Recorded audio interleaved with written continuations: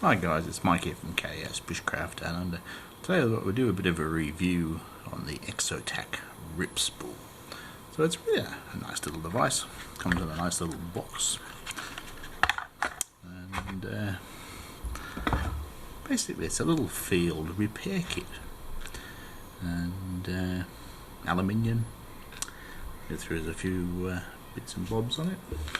So it's got 60 feet for some of you guys, or the rest of us 18 meters of 30 pound paraded line for doing field repairs to clothing, backpacks and stuff like that.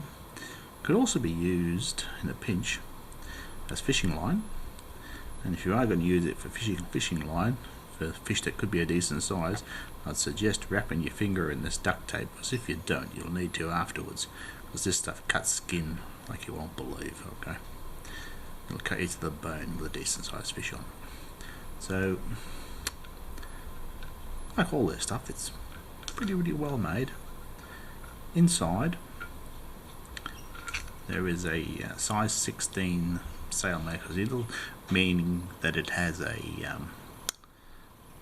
flattened spear point blade, so you'll be able to sew some pretty tough materials with this, and it's got a decent size eye on it, and it's held inside here.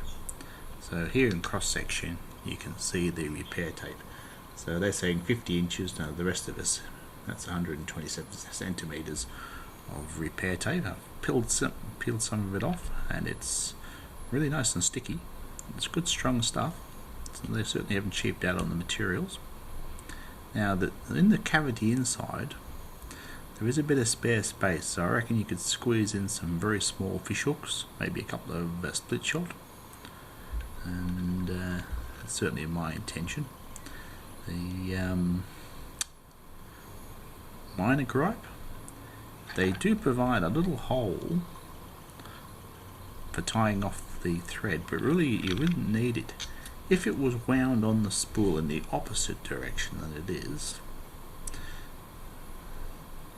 all you would need to do is, as you're tightening this, if it was wound that way around, you would just be able to slip the line under and continue to tighten, and it would lock off. Whereas in this way it wants to unloosen, so I'm going to unravel this and rewind it left-handed, and that'll hold that spool really quite tightly, rather than the way it's working now. So it's 53 grams in weight. The lanyard that comes with is actually a fire cord, 550 paracord. Now so one of the strands inside this stuff is a tinder sauce, so really quite a good addition. I really don't like the plastic necklet on the end, it serves little purpose, so my intention, I will retie it with a Chinese sort of button knot, or lanyard knot for you guys that have been a scout.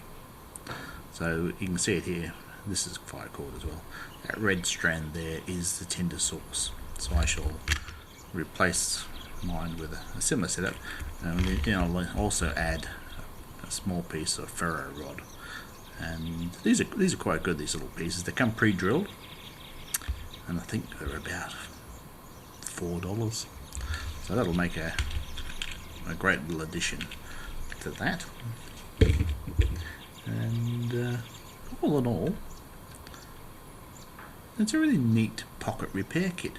Now people don't rate sewing here, but really it's an important skill, and between being able to stitch and repair tape, which is fabulous for everything from leaking tarps, tents to whatever, it's a really useful addition that doesn't take up a lot of room. Anyway guys, I hope you found this interesting. Thanks for watching. Bye for now. Well guys, I've added a little ferro rod to my line. There wasn't quite enough fire cord here for me to tie the lanyard knot, so I reused the plastic clip for the time being. I've rewound the spool so that now when I tighten it, I you just tuck the twine under the remaining duct tape. It'll be a lot easier. And I found I can get 2 split shot. Well, actually these aren't split shot, these are proper sinkers, I don't like split shot. And 2 hooks. And there's probably room for even a split diaper pin, safety pin. There's a couple of small ones in there as well. I've also put a magnet against the sail needle and magnetized it, making the eyelet face north if I put it on a leaf in some water. So a couple of simple additions to make this good bit of kit even better. And looking back at my old way of carrying duct tape, so wrapping it around my bottles, so a little bit more elegant than that. Anyway guys, thanks for watching. Bye for now.